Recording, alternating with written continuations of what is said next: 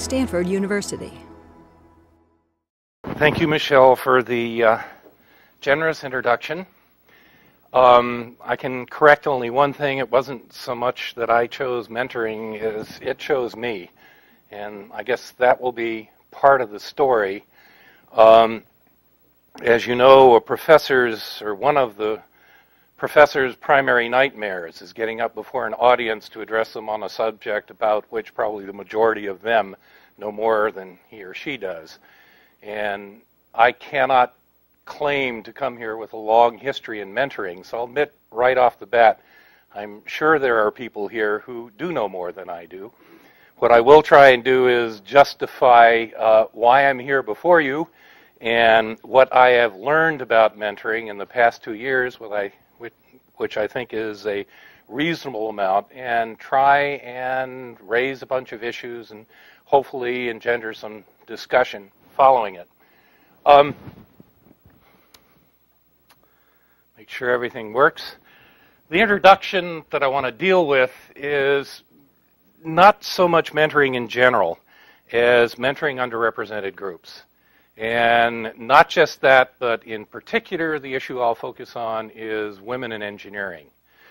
Now, I think a lot of what I say will be far more general than that. It's just that this has to do with the reason why I'm here and why I'm talking to you and the source of much of my information. So while I won't claim to be giving you a general speech on the topic, I think a lot of what I say has to do with mentoring in general and not with particular applications of it. The issue that I'd like to focus on is this statistic, and I suspect things haven't changed much since that statistic was computed, that something close to 8% of all of the PhDs in electrical engineering over a fair chunk of time were granted to women. Now, if you count their percentage in the general population, it's clear that something is out of kilter here.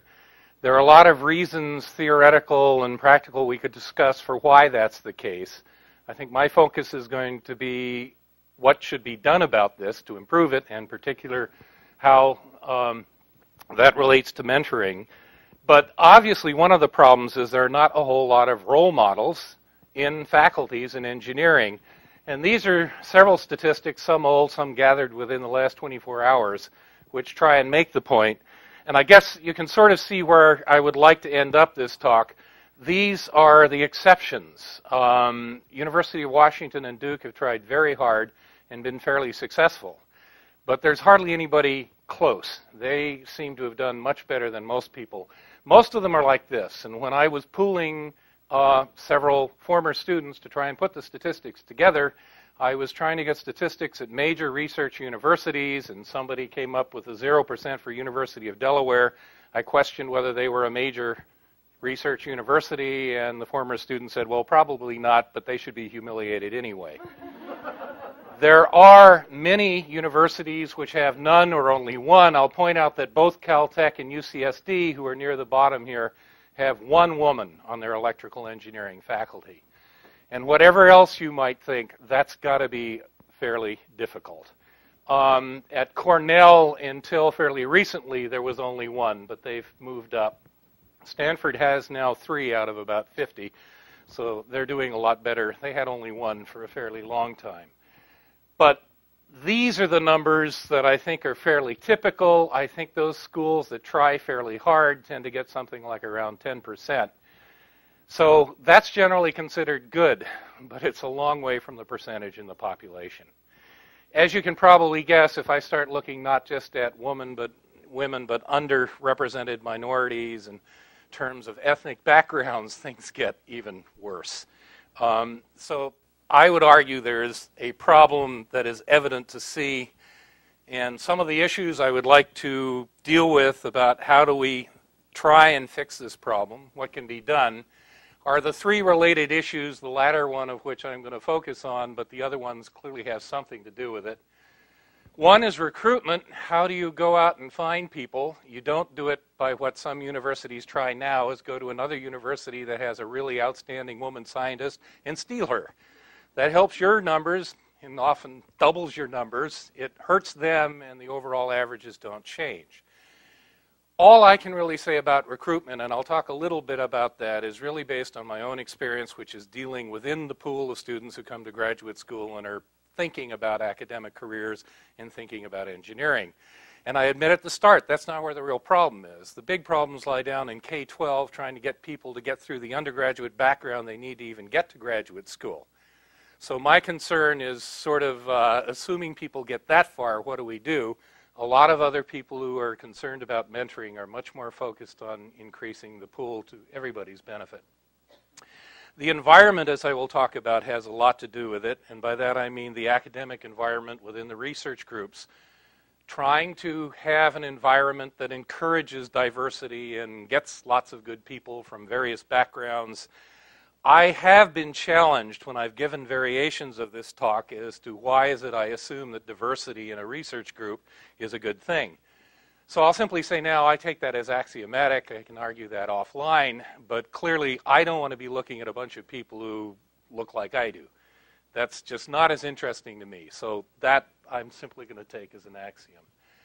Mentoring is what I'm going to talk about, and the goal of this talk is to spend something under an hour telling you about what I've learned and to tell you how I learned that and to explain why it is I'm here pretending to be an expert before you.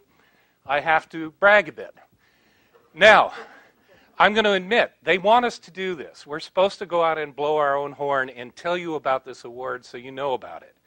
So while I can't claim I've got a surplus of modesty most of the time, this is consistent with the wishes of our government. So that's why I'm going to spend a moment being egotistical.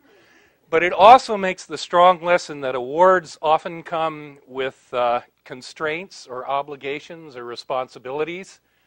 As a friend once said, every silver lining has a cloud. And so I want to tell you the fun part and then tell you the more difficult part. Anyway, this is last March. The award was for 2002, but it was actually given in 2003. This is in the White House. This isn't the president. He was busy preparing to invade Iraq. He had other concerns. This whole situation was surreal because we were there essentially a couple of days before we went in. The security was immense, and I'm sure my family have a lifetime of stories about just how you got into the White House. And little things like going into the room where you discovered you had to wait 45 minutes for security reasons and there were no toilets, and just a very crazy thing. But this was fun. This is the director of the Office of Science and Technology Policy in the White House, and this is the director of the National Science Foundation. So we had a pretty good group of people there. The point of the award I've listed here because there is this subtitle that it is for mentoring, but it is of groups underrepresented in science, mathematics, and engineering. And the group I was mostly concerned with was women. Why? Because it was a bunch of my former women students who nominated me. They did go out and get some views from some of my men students so they could make the point that I was not prejudiced against them, that it was not only the women, but in particular, it was a very academically successful group of women, which included 2 who were the only women at their universities, 2 who were the first ever to be tenured in electrical engineering at their universities. So in some ways, they were pioneers. I'll mention a few, make a few more comments about them later on. But they had done very well. They were very happy with what their experience had been. And so they decided to put me up for this award, which was won. And then the catch comes here. I'm supposed to be an exemplar or a role model to colleagues and a leader in the effort to develop the nation's human resources. The award came with a grant of $10,000 and a commitment to spend it on what the nomination said we would spend it on, and they had decided that that would be a workshop on mentoring, which will be held at Stanford in June. I'll end up my talk telling you a little bit more about that for people who might be interested. So basically, I received the nice award in the White House with my kids there. It was great. As Michelle said, it was a high point of my life, really. But it also meant I had to put together, organize, run a workshop. So that was a bit of an extra burden on time and effort. And I guess it also put me in a position that I'll talk a bit about later of basically trying to lead an effort while I'm trying to learn what the effort is all about. So one other catch that I should mention is, as part of this, there was a forum on mentoring. We all had to give a talk. So since I hadn't a clue what to say, I had to find out what I was going to give my talk on and what I was going to say. So I basically went to all of my students, which I like the idea of the mentors being mentored by the mentees. That is, I had to find out why I got the award, what they thought was good, what they thought was bad. This basically started a series of conversations, enhanced by by arranging to put on the workshop. And I should mention that this award also garnered other speaking invitations. So I ended up speaking at other universities at forums on mentoring. So there I was really being put in front of people who had taken mentoring very seriously for a long time, and as a new kid on the block had to try and get up to speed very rapidly. But what this did bring up was one subject that allows the geek in me to come out and have a talk and not risk having a talk with no block diagrams in it. And that was the idea of feedback, because what I was doing in hindsight was just exactly what I was supposed to be doing, and to some extent had been unconsciously doing before that. And that was basically learning from former students how their experience had been, and actually staying as a mentor for years after I thought the job was somewhat over. In some ways, it's kind of like kids.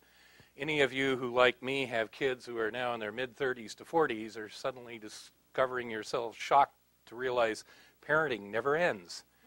There may be sort of a lull in the middle, but it goes on. And with students, it's somewhat very similar. The difference is that my grandkids are a lot younger than my grand-students. The generations are faster, so there are more of them. But the point is, once they go away, you stay in touch and you learn. And actually, there are several things you learn, some obvious, maybe some not so obvious. One is you really measure your success, because as they fail or succeed, you can't take the blame or the credit for any of that, but you certainly had an influence. And it's certainly in everybody's benefit if they succeed. So everybody is trying to work that out. Another aspect which I'm more conscious of now is just listening carefully about what things worked for them, didn't work for them, their experiences in building their own research groups and in mentoring other people. And now doing things like coming here to try and share some of this with people, admitting a lot of it is obvious or simplistic, but it doesn't seem to be widespread. That is, a lot of things that we all should be doing, and everybody will nod their heads when I say we should be doing this, isn't always being done. And I say that because that's what I'm hearing from the students who are out there and the former students. Okay, so what I'd like to do for the bulk of the time is go through a few pages of basically bullets, raising issues. They maybe are loosely correlated with priority, but not really, because there's some pretty important ones toward the end. So in a way, you can sort of take it as a random introduction.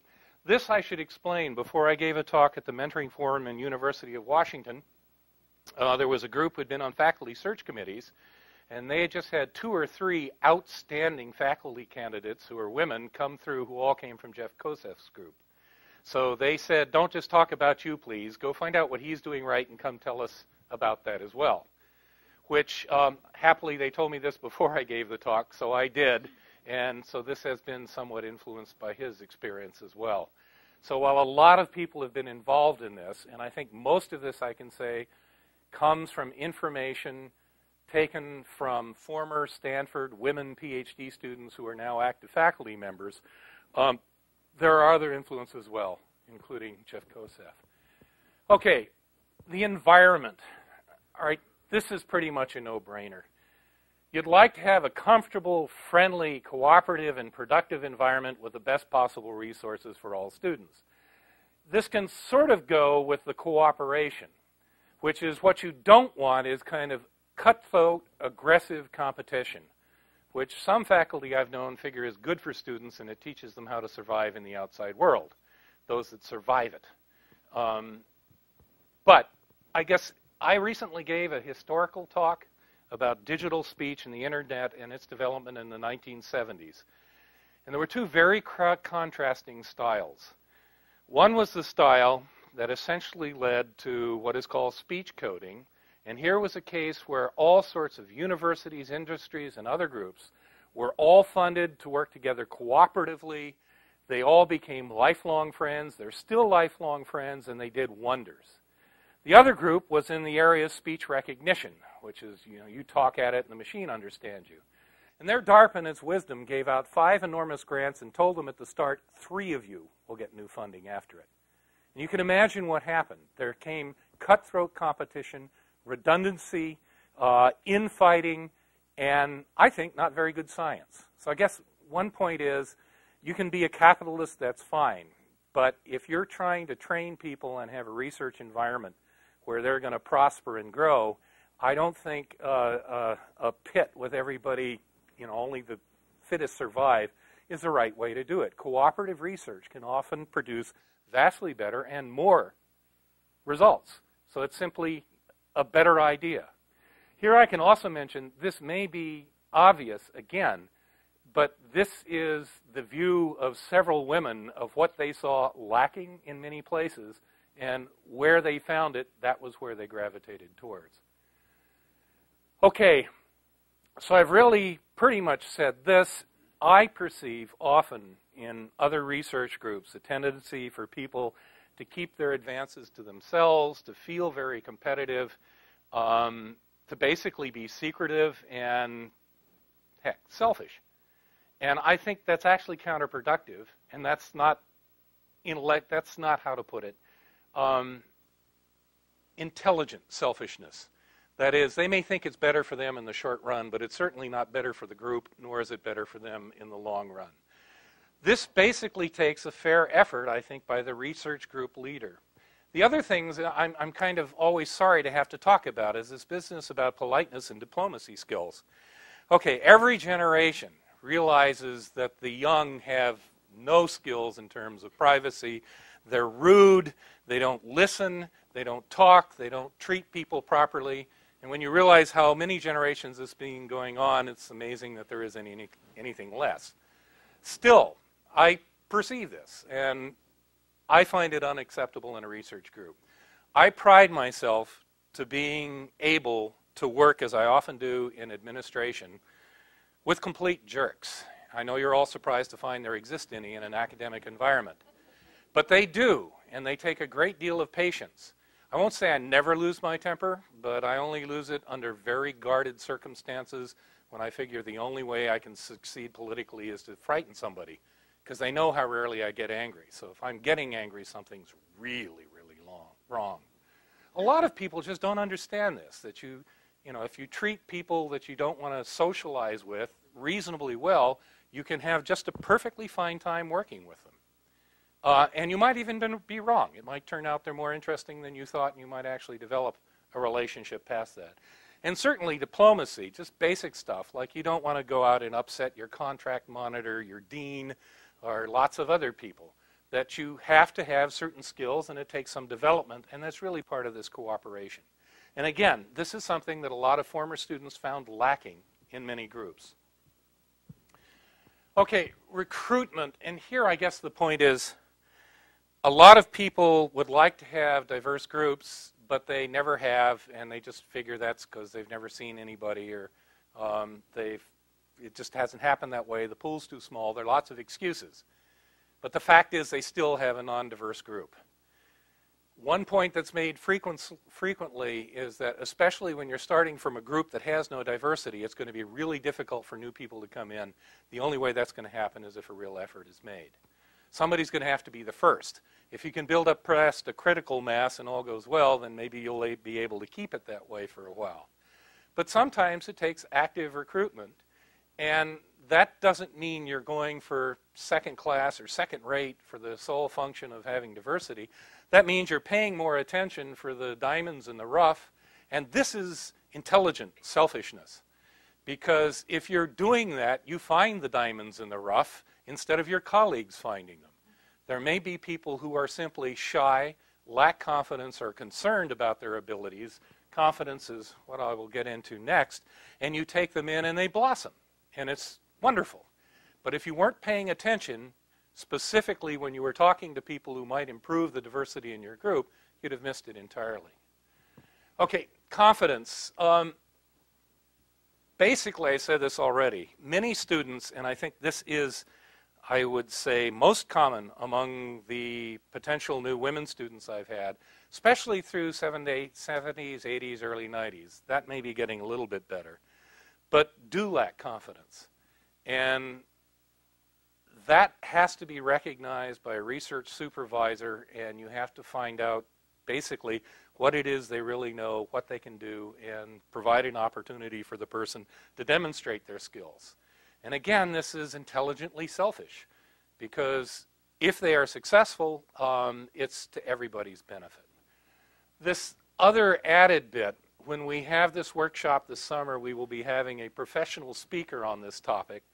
But I've been reading up on it on the web, and I have been entertained by it because it's something I've seen a lot of my students and others, and even myself, when I'm given an introduction like Michelle gave me.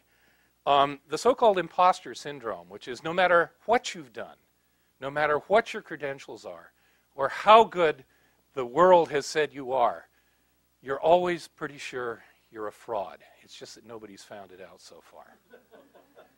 And you're an imposter. You shouldn't be there. And in fact, there have been psychological studies that verify getting more accolades and more successes doesn't help. It just makes you more convinced that you haven't been found out yet and makes you feel worse. And this is something that, this PhD has made a lifetime of giving lectures and workshops on this. So actually, we're going to have her at the tail end of our mentoring workshop, and we'll try and get a bigger room to throw that open to the community at large and advertise it in late June. So if you see the imposter syndrome coming up again, this is where you heard about it.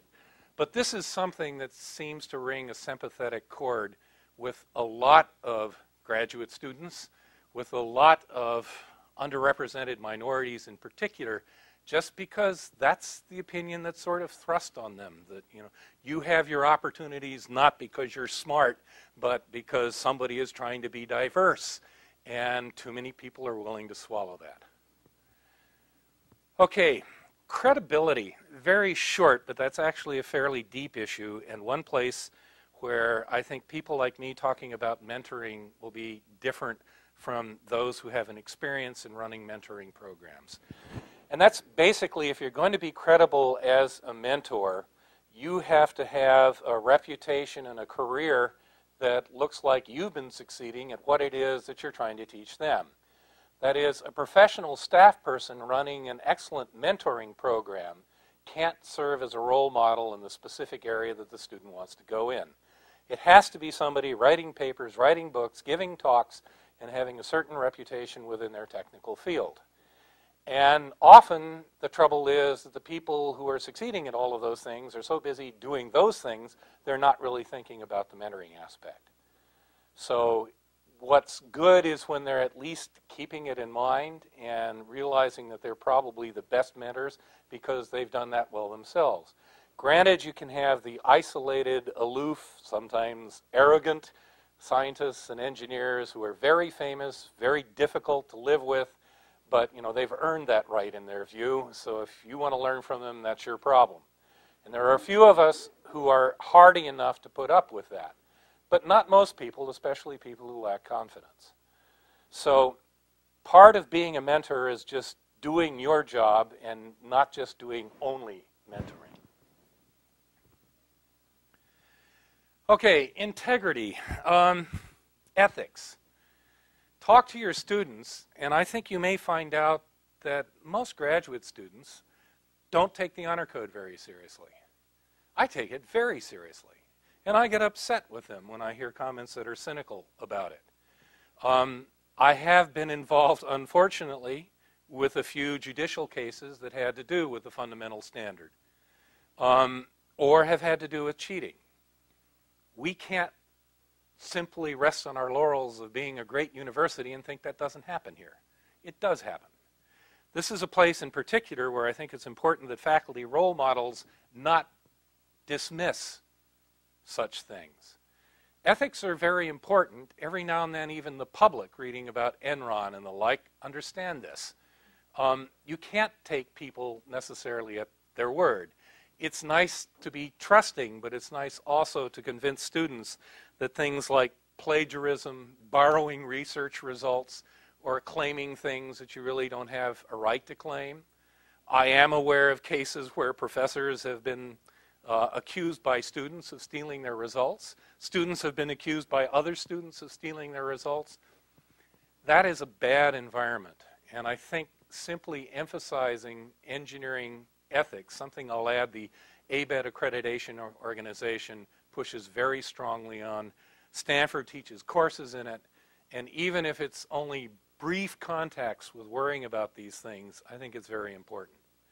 One thing several of my former students said that impressed them about the research group was that ethics were held to a very high standard, and it just got built in to them when they went off to run their own groups elsewhere.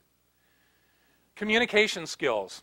All right, it's great to have your students speak many languages, but one of them better be English if they're going to get a Stanford degree. There is no excuse for a student getting a PhD who cannot speak functional English or write functional English. I think professors, mentors should be ruthless in correcting and making students, as I do, go take courses in technical writing and basic English. I've even had a lot of students go in for Toastmasters just for practicing public speaking on things that have nothing to do with technical. We're doing them no favor if we produce students who basically can't communicate with others, no matter how brilliant they are in terms of research. If others can't understand it, generally they're not going to succeed. There may, again, be a few exceptions of people who are just such geniuses that even complete articulateness will not stop them from succeeding. But that's rare. In general, I think it's just critical. I'm not trying to be chauvinist here, but if you're getting a degree in an English-speaking country and expect to work there, then your English should be essentially perfect. Chores and citizenship. This is something that I think is kind of hard. I know I don't always do as good a job at it as I would like. It's kind of hard because it's usually simpler if you get 20 papers to review for a conference if you just sit down and go through them yourself. You give them to students, they write reviews, they don't really know the literature, they don't know how to write a review, then you have to review the reviews and redo it. So this is something I confess in years when I'm feeling somewhat overloaded like this one, I haven't done as much as I'd like. But in the past, in the standard I like to try for is to force students to review the papers and then critique their reviews. Get them involved in it. Now in the long run, this can help. Because in the long run, when you get swamped by stuff like this, or if you're on a program committee, if you're running a conference which is going to have 1,000 papers and maybe 30 or 40 of them won't get adequate reviews because your reviewers punk out, that means the program committee chairs, like I am right now, basically have to find local help in doing it. And I don't really want to read 30 or 40 papers. So if I've got some students who are familiar with the field, that's a big help. Plus, it prepares them for a career in it. Whenever I write grant proposals, my students have to help. I don't tell them to write a proposal. I've had one student, I think, in 33 years who actually wrote their own proposal, submitted it with my name on it because they needed a faculty person, and it got funded. I thought it was almost a joke, but when it got funded, this was now my student, and he was working on what he got the money to work on. Proposal writing, reviewing, presentations. Making students give lots and lots of oral presentations. If they're going to give a talk at a conference and they're inarticulate, it makes you look bad. So you make them talk before the group and simulate real conferences. You interrupt them, or your students interrupt them. Make it hard. Get used to all of the delays and all of the questions, sometimes semi-hostile, that come in from nowhere. They will then be a whole lot better prepared to do themselves, you, and the group credit when they're going out there and giving presentations. Recruiting. Nobody recruits other students better than the students who are working with you if they're fairly happy at what they're doing. And mentoring. That's something I didn't realize, I think, until recently, just how much mentoring goes on between the senior students in a group and the junior students in a group. And that's a very good thing. Okay, professional visibility. One thing I always try and find the money for, even in hard times, is the money to send students off to conferences. If they can get a paper accepted, then I will do it, always. If they don't have a paper, then I'm happy to do it. If it's local, I will think twice before sending them to Europe because that's expensive and not clearly the best way to spend the money. But if they're giving a paper, or if it's a joint paper, say with me, I'd much rather have them give it than me. Partially this is looking towards the future when I hope to travel less to conferences I don't really want to go to.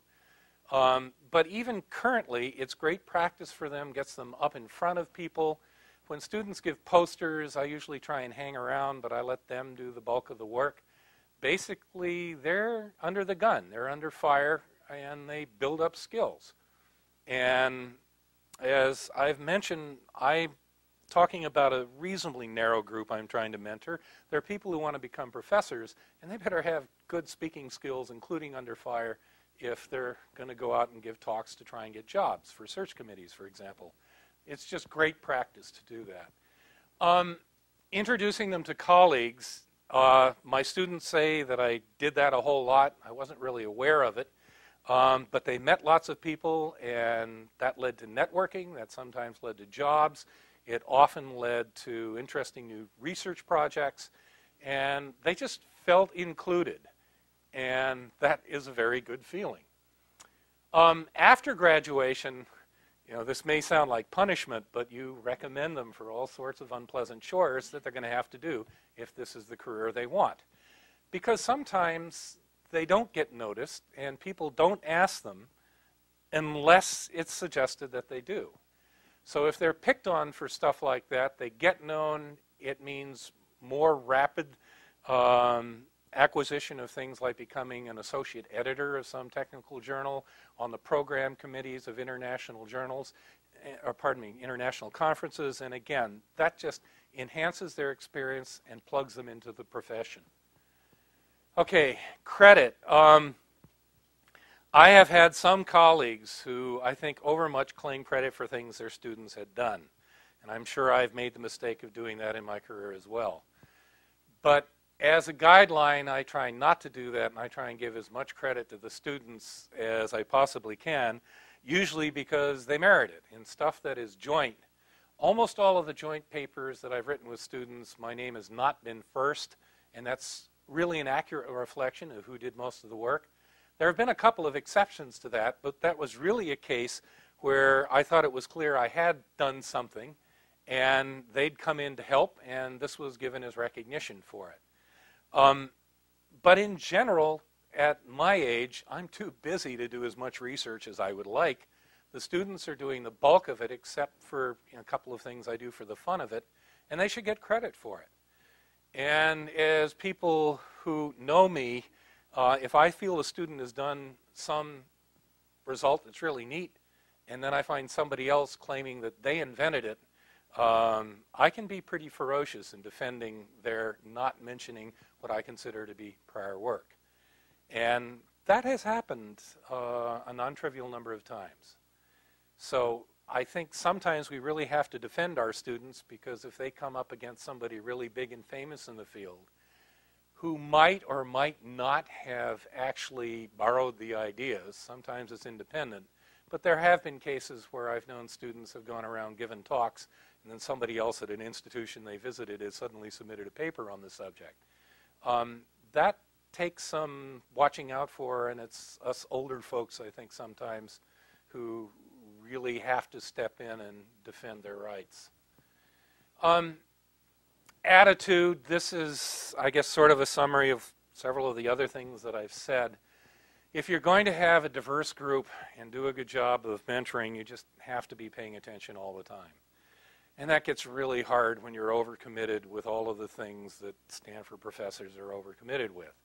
But it's good to keep getting reminded of it and to talk about it and to keep it in mind, because often you don't really need to spend another 15 minutes on, filling out committee work. It can wait, and there's some more critical issue where you've got to deal with students, and that can have a big long-term payoff for just a reasonable effort at the time.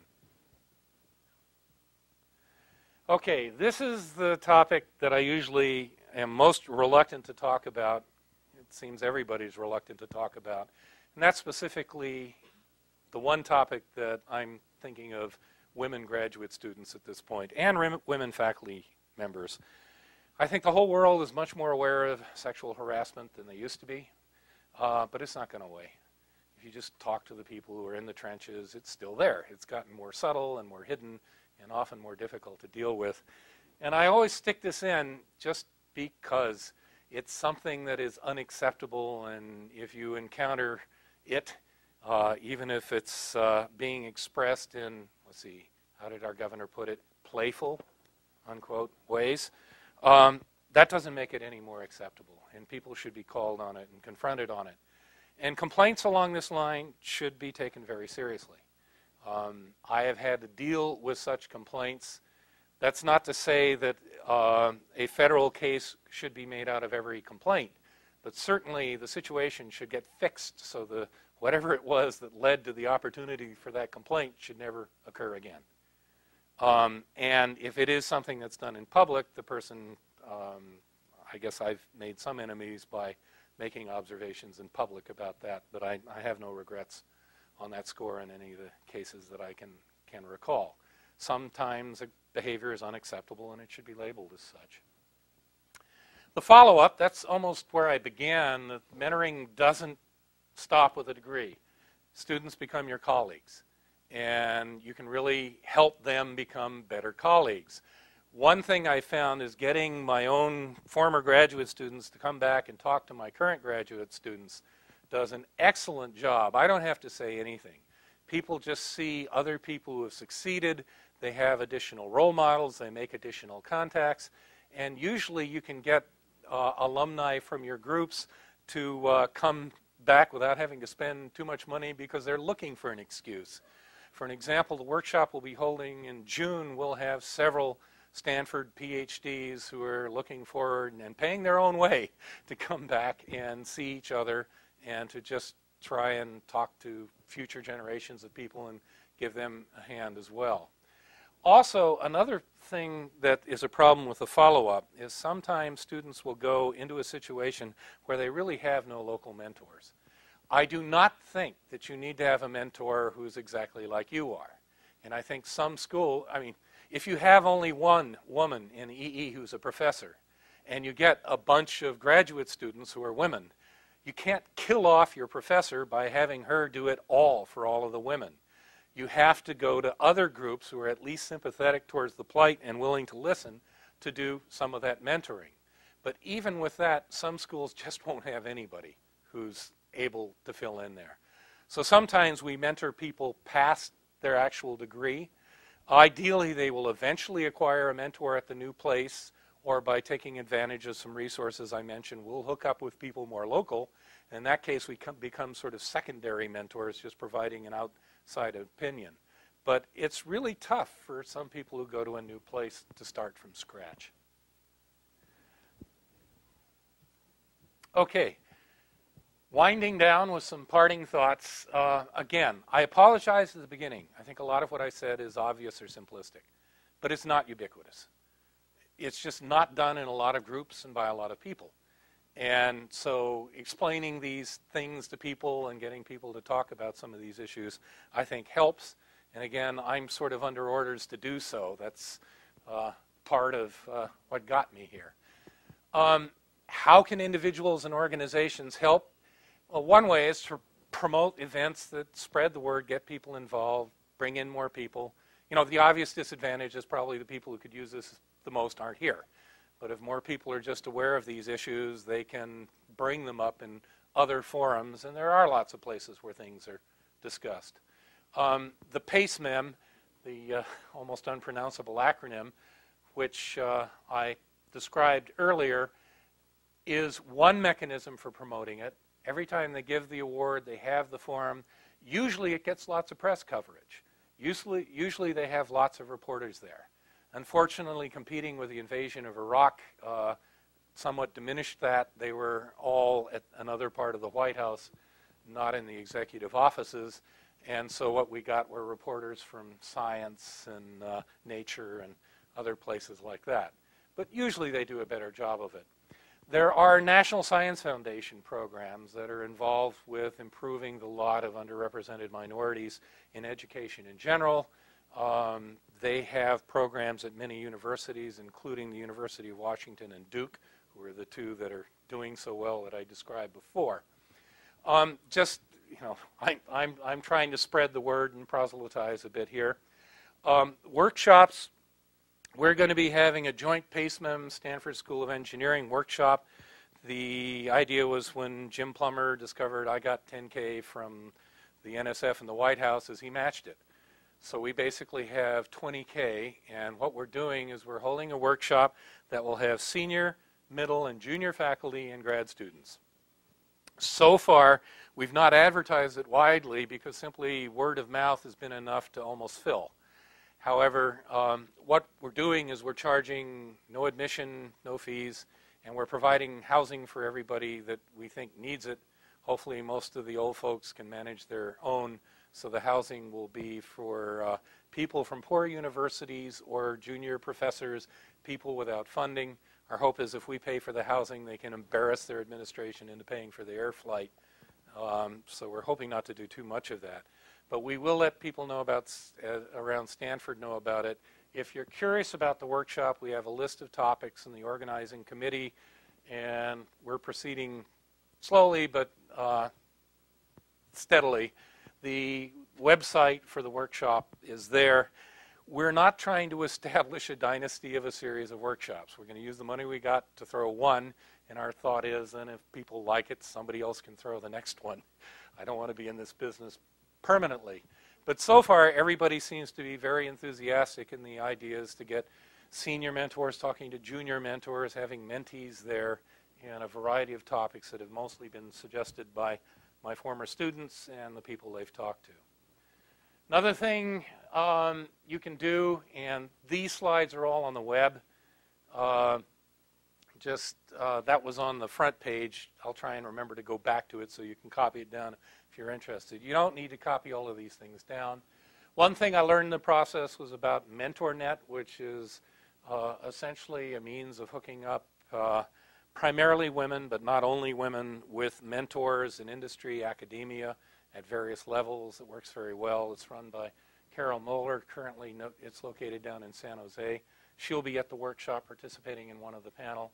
And then several organizations that either I've encountered or my students have encountered. The website for the Wix group seems to be dead, so if somebody knows a new one, I'd be happy to learn about that. The other ones I verified. There are lots of programs, and it's really a question of finding one that matches individual interests. But there are places to go look, and there are places that are fairly local to go look. Okay, just to sort of, I guess this is kind of an ending and a beginning. I like to show this. University of Washington is a place that's done pretty well. This is Mari Ostendorf. She was the first woman to ever graduate from my group, and she had an endowed chair before I did, which I've always been impressed by. This is Eve Riskin, also from my group. This is Maya Gupta, just last year, started at the University of Washington. This is Dee Dee Meldrum. She was in Joe Goodman's group. So you'll notice almost half of all of the women on the University of Washington faculty came from Stanford. So Stanford's not doing too badly in this. This does point out the advantages of networking, because when they were looking for new faculty, they went to various people, which included me, to suggest people and look for them. I also like to point out that this is the dean. She didn't go to Stanford. She went to MIT. But I think she's done a really good job. She's coming to the workshop, as I hope are all these three. And so that really is, I think, where I end. So let me go back to the start and end by just saying the common theme here was feedback. I had to learn on the fly. I got anointed as an expert in something I didn't think I knew anything about. I'm vastly more aware of this now, and I can invite people who are interested. If you're curious about the workshop we'll be holding, just get in touch with me or check out the website, and I'd be happy to entertain any questions. Thank you very much for listening.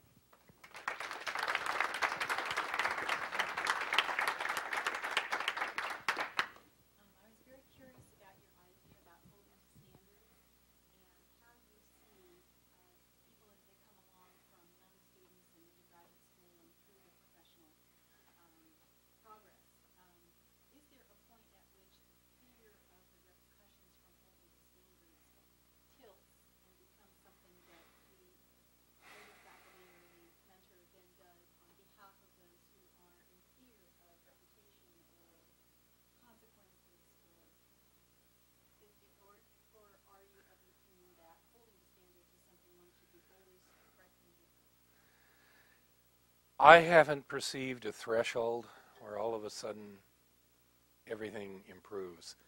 I've seen it's more a question of people, of constant feedback and adapting to it and getting used to it. It's like the imposter syndrome.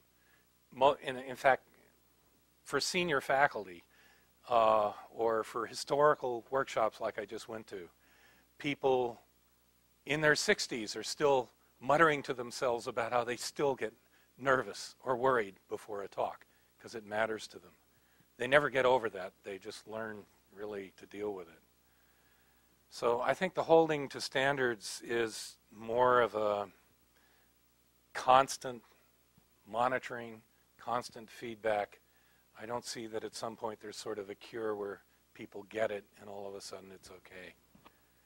In fact, there's almost a danger. You might think you've got it and you sort of get lulled into overconfidence and forget, and you could get bit that way.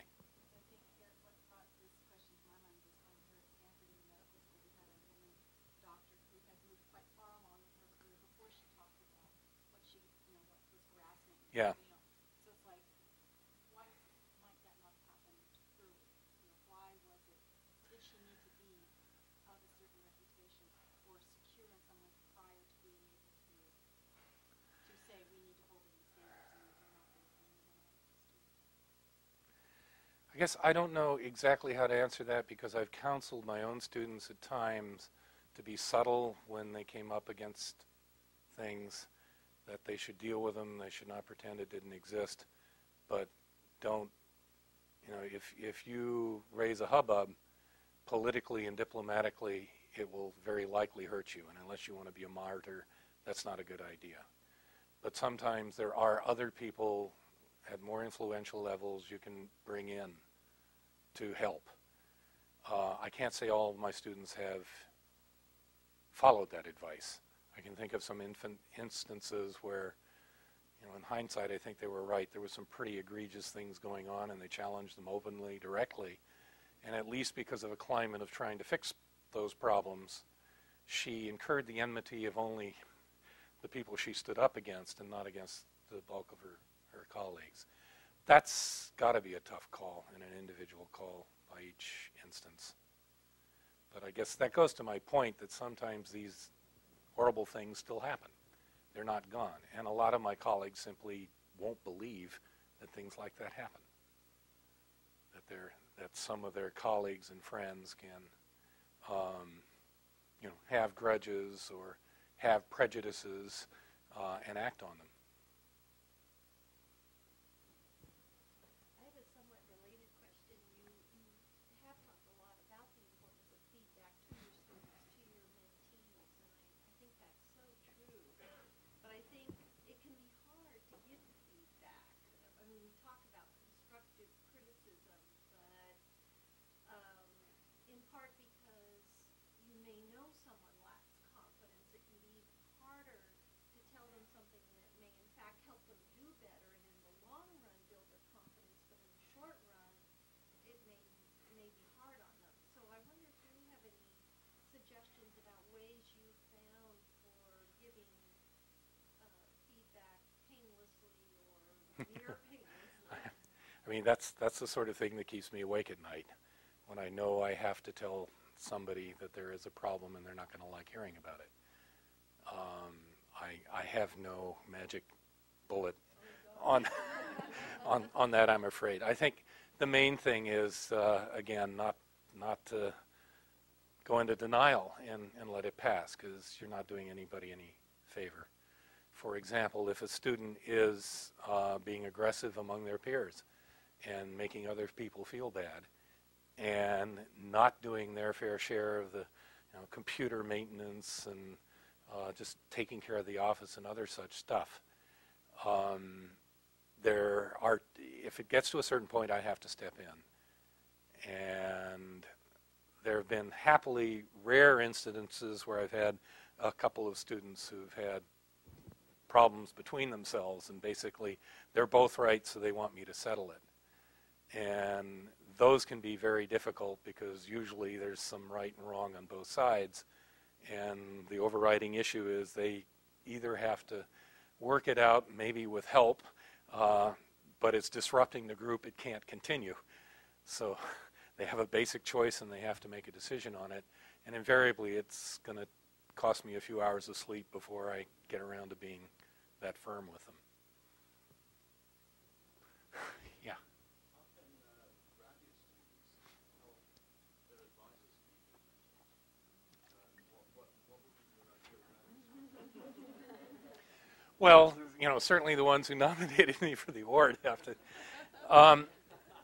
All of them basically, I think, confided in me, and I think I tried hard to respond in a reasonable manner, but I got feedback, which included times that I was all wet or didn't understand. I think the main thing was that both sides tried, and that I made a point of listening, and when somebody reminded me that I've just told them for the 6th time that, well, not now, let's try again tomorrow, I found time. So persistence, I guess, is what I would say. Also, none of them ever came across, in my view, as being belligerent or antagonistic when doing this. I've had a lot of students who are just gently persistent. The voice stayed there until the necessary action was taken or decision was taken. That they knew I was busy and that there were all of these other things going on, but nonetheless something needed attention, and it hadn't gotten it to that point. The other thing I think that students could do is, as they became senior students, they did a fair amount of the mentoring themselves, especially of the junior students. Now, almost out of habit, when a student comes in and wants to know what we're doing or give it a try, I refer them to older students to basically get what articles, books, etc., that are the quickest, fastest way to learn about the field and to chat with the students about what they're doing. So in a way, that's sort of passing the buck a bit, but it's taking advantage of the knowledge my senior students have gained. And then I highly respect the knowledge of my senior students when I'm deciding whether to accept a new student in my group. And when I talk with students about joining the group, I make a case that I don't accept new students essentially without the consensus of the older students. That it is not just between me and the student, it's really joining the group, and it's important to me to keep the existing group reasonably happy.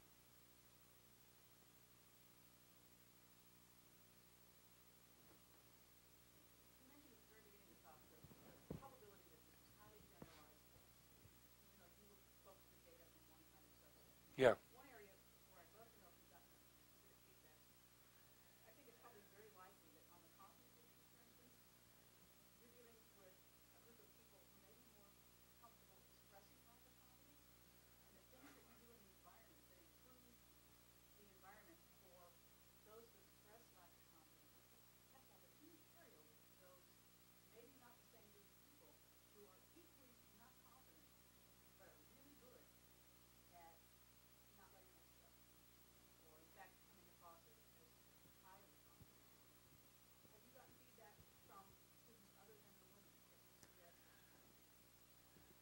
there was feedback to the effect that I think I briefly touched on the start, that the women who nominated me wisely got the opinions of a few men students who felt that the things they were nominating me for had been equally shared with the men. So there were some, I guess I would say I found out years later, weren't as confident as I thought they were, but had been very happy with the reinforcement that they'd gotten with the group. So I think what I would probably say is I paid more attention where I was concerned that there was a problem, and my attention paying didn't seem to have been perceived by the men in the group. That is, they saw no unfairness in how they or the others were being treated. So yes, some evidence. I would say also not just the fact that some don't express it, but that if you subdivide the minority, if I consider women who are also minorities, the confidence problems seem to get even worse. And so for this workshop, for example, it was pointed out by people very active in that area that we did not have a good minority representation, and we better go out and find one if we wanted to be credible. And that's hard just because there are very few Hispanic and black women in engineering on faculties, and even fewer of them were in a position of authority like department chairs and deans. We have a department chair, we have a dean, and we have some junior faculty coming. So we hope we've done a reasonable sampling for the workshop to bring out issues like that. We have, and we're having some men come as well. So thank you so much. Thank you. Great talk on mentoring. For more, please visit us at stanford.edu.